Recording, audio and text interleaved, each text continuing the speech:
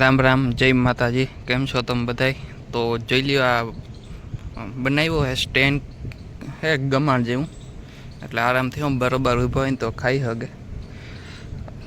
હાવ જ હું બરોબર ઉગતો ને તો હેઠું ખાવું પડતું, એના હિસાબે બનાવ્યું. આ એક આરામથી ઊભીને ખાઈ શકે. આ પાણી ભરવા માટે બનાવ્યું.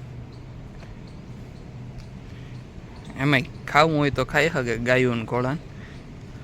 આમાં તો ઘોડા જ ખાઈ શકે.